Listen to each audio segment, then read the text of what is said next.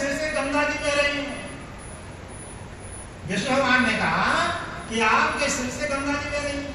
और तारकासुर ने वरदान मांगा, पूरे संसार को नष्ट कर रहा है तारकासुर, कि जब तक भगवान शंकर के पुत्र पैदा नहीं होगा। ब्रह्मा जी को प्रसन्न कर लिया तारकासुर ने। ब्रह्मा जी ने कहा जो कुछ मांगना तो मांगो, जो कुछ मांगना तो मांगो। तारकासुर ने कहा मैं मरना नहीं चाहता, मुझको अमर कर दो। तारकासुर ने कहा मैं अमर होना चाहता हूं, मरना नहीं चाहता। ब्रह्मा जी ने कहा नहीं, जो आए तो मरेगा, यहाँ पर जो आया है उसको जाना पड़ेगा, तो मृत्यु का बहाना मांगो, मृत्यु का बहाना मांगो। तारकासुर ने सोचा कि सती ने योग अग्नि से अपने शरीर को जला दिया, शंकर जी दरवाजे दरवाजे घूम रहे हैं, राम कथा सुना रहे हैं, तो मैं शंकर जी के पुत्र से अपनी मृत्यु क्यों ना मांगू, शंकर जी के पुत्र से अपनी क्यों मृत्यु मांगू।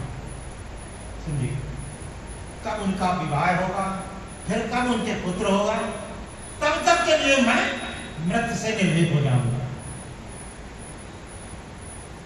सब सन कहा बुझाए विधि, अदनुज निधन तब होय, असंभो शुक्र संभोत सुते, अयहि जीते रण सोय।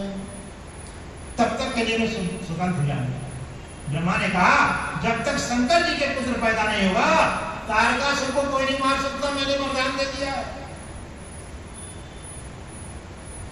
तो विष्णु भगवान ने कहा आपके सिर से तो गंगा जी बह रही है, अगर मेरी आज्ञा बह गई तो तारकासुर को पूरा संसार नष्ट कर देगा। तो कहा प्रभु आप मेरे स्वामी की आज्ञा कहां पर रखें? आप हृदय पर रखें, हृदय में कोई खतरा नहीं है, आपके सिर से खतरा है। जैसे हृदय पर रखते हैं तैसे राम जी अंतर ध्यान हो जाते हैं। समझिए, सत्रिशों का आगमन होता है, पार्वती माता के प्रेम की परीक्षा होती है। पार्वती के पास सप्तऋषि जाते हैं, भगवान अपनाते हैं लेकिन थोड़ा सा तो परीक्षा लेते हैं, उसमें भी आप डगमगा गए, क्योंकि जो पढ़ेगा उसकी परीक्षा होगी, जो भक्ति करेगा वो परीक्षा देगा, जो राम राम कहेगा थोड़ा परीक्षा होगी, जो करेगा ही जो स्कूल ही नहीं जाएगा उसकी क्या परीक्षा होना।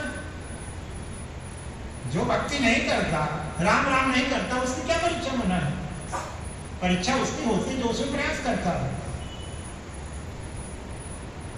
शंकर जी ने सप्तऋषियों कहा जाकर पार्वती के प्रेम की परीक्षा लो। वो जाते हैं नदी के किनारे, कहते हैं आप किसकी आराधना कर रही हैं, क्या कर रही हैं? कहीं और राधा का तुम चाहूं, हम सन सत्य मरम कीन कहूं। हमको सत्य सत्य बताना, तुम क्या कर रही हो? पार्वती हंसने लगी है, असंभव काम को संभव बनाने में लगी हुई।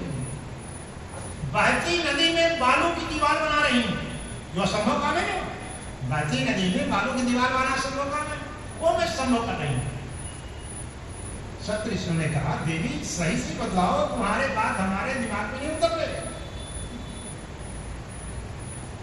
पार्वती जी ने कहा मैं शंकर जी को पति के रूप में चाहती हूँ, जो असंभव काम है उसको संभव कर रहे हैं। कहा किसने कहा? नारद जी ने कहा बेटी नारद जी का कहना ना माना जा रहा। नारद से जिसकी मुलाकात हुई है उसका घर बार सब उजड़ गया। नारद जी से जिसकी मुलाकात हुई उसका घर बार सब उजड़ गया, तो तुम नारद जी का कहना मत मानो। प्रमाण देते चित्रकेतु कर धर उन घाला, कनक कश्यप कर पुनिय सहाला, नारद सिखत सुनहि नर नारी, अयवश होहि तज भवन भिखारी। नारद जी से जिसकी मुलाकात हो जाती है वो घर को नहीं आता, वहीं से जंगल चला जाता है राम राम कहते हुए। तो बेटी नारद जी का कहना मत मानो। चित्रकेतु के राजा थे, उनका घर बिगाड़ दिया नारद जी ने। चित्रकेतु राजा के 1 करोड़ रानियां थी, ऐसा प्रसंग आता है। अब राम जी जाने 1 करोड़ रानियां थी, कोई पुत्र नहीं था। एक बार संत के आशीर्वाद से छोटी रानी के पुत्र पैदा हुआ।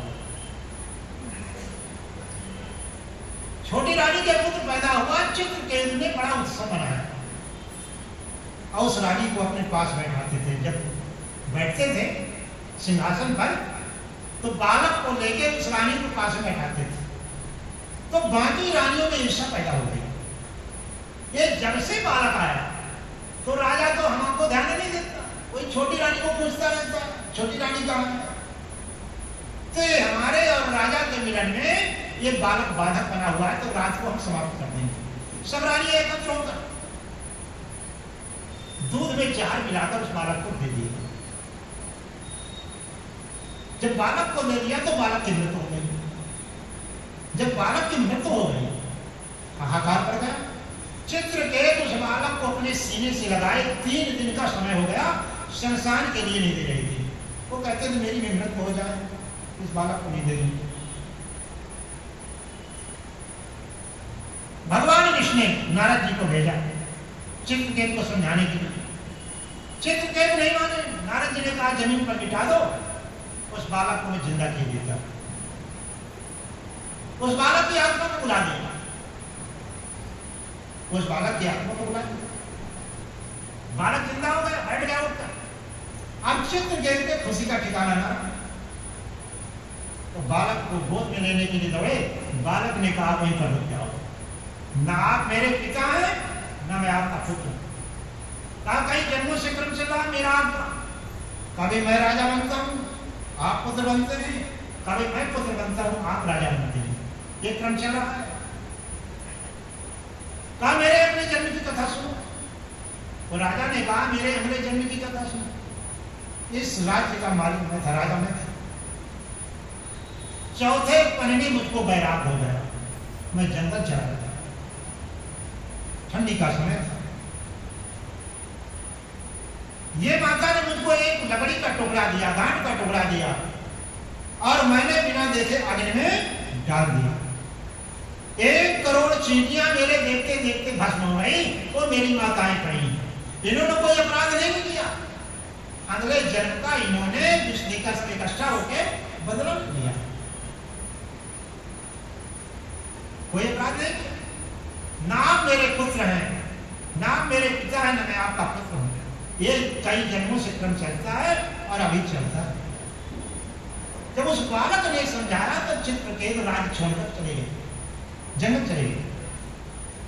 वही समझा रहे हैं, चित्रकेतु कर घर उन घाला, कनक कश्यप कर पुण्य सहाला। जिस समय हिरण्यकश्यप तपस्या कर रहा था, उसकी पत्नी के आग को मारने के लिए इंद्र आए, तो नारद जी पहुंच गए।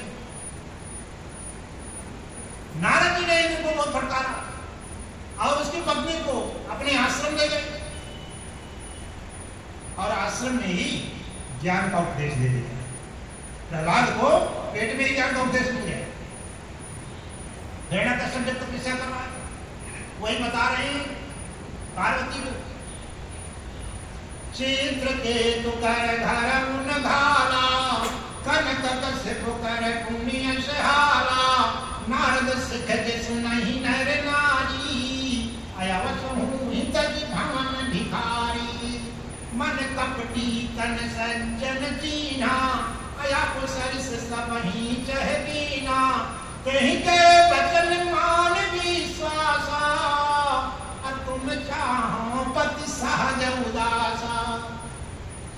नारद जी के वचनों में विश्वास मानकर जो संसार में निवास करता है, उदासीन फिरता रहता है, नरमुंडों की माला पहने रहता है, संसार में निवास करता है, उससे तुम शादी के लिए कह रही हो? बेटी चिंता मत करो, तुम्हारी चिंता शत्रुघ्न ने कहा हमको, हमने सुंदर वर खोज कर आई, वो भी विष्णु भगवान वैकुंठ में निवास करते हैं।